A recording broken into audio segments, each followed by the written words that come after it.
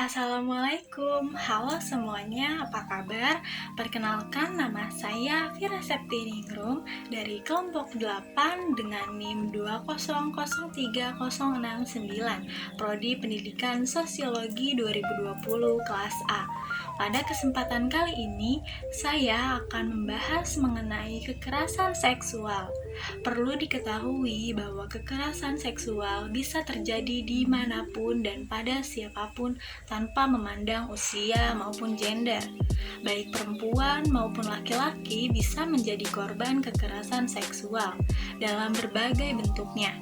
Sebenarnya apa sih kekerasan seksual itu? Menurut WHO, kekerasan seksual didefinisikan sebagai setiap tindakan seksual, usaha melakukan tindakan seksual, komentar atau menyarankan untuk berperilaku seksual yang tidak disengaja ataupun sebaliknya, tindakan pelanggaran untuk melakukan hubungan seksual dengan paksaan kepada seseorang.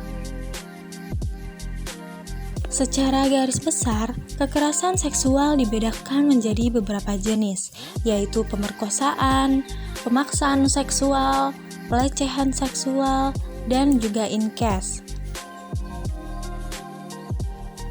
Dengan kondisi lingkungan masyarakat di Indonesia, khususnya di perkotaan, banyak faktor yang melatar belakangi terjadinya beberapa kasus kekerasan seksual. Bahkan, dewasa ini banyak kasus yang terungkap di media massa justru di beberapa daerah dengan intensitas pergaulan yang jauh dari perkotaan. Melihat realita tersebut, secara umum faktor terjadinya kekerasan seksual dapat disimpulkan bahwa faktor kepolosan dan ketidakberdayaan, faktor rendahnya moral dan mentalitas pelaku juga memicu pemerkosaan dan bentuk kekerasan seksual lainnya.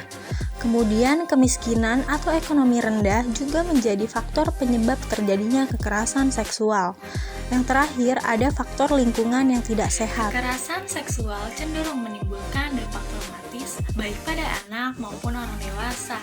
Namun, kasus kekerasan seksual sering tidak terungkap karena adanya penyangkalan terhadap peristiwa kekerasan seksual yang terjadi. Korban sulit mempercayai orang lain sehingga merahasiakan peristiwa kekerasan seksualnya.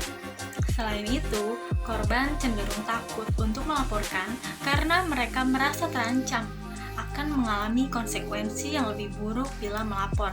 Korban merasa malu untuk menceritakan peristiwa kekerasan seksualnya dan merasa bahwa peristiwa kekerasan seksualnya itu terjadi karena kesalahan dirinya.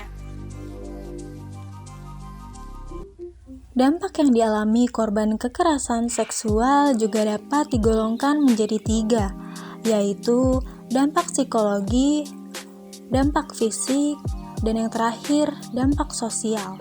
Jika kita adalah korban dari kekerasan seksual, hendaknya jangan langsung membersihkan anggota badan, jangan menyalahkan diri sendiri, kumpulkan barang-barang yang dapat menjadi alat bukti atau saksi, datang ke layanan kesehatan dan layanan kekerasan seksual, cari dukungan, dan segera laporkan ke pihak yang berwajib. Jika kita adalah teman dari korban kekerasan seksual, hendaknya dengarkan cerita korban, jangan menstigma korban, beri informasi tentang hak korban, jangan tinggal diam, ikuti kegiatan advokasi dan dukung lembaga layanan korban kekerasan seksual.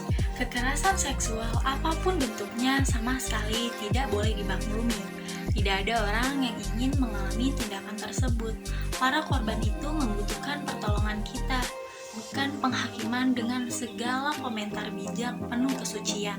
Diharapkan pula dari masyarakat kita, ada baiknya kita harus lebih berani untuk menghadapi hal-hal semacam itu. Berani melawan ketika kekerasan itu terjadi dan melaporkan tindakan keji tersebut adalah 2 hal yang paling bisa kita lakukan. Karena jika kita tidak bisa berharap pada negara juga masyarakatnya, maka hanya ada satu kata yang bisa kita lakukan, yaitu lawan. Sekian yang bisa saya sampaikan, kurang lebihnya mohon maaf.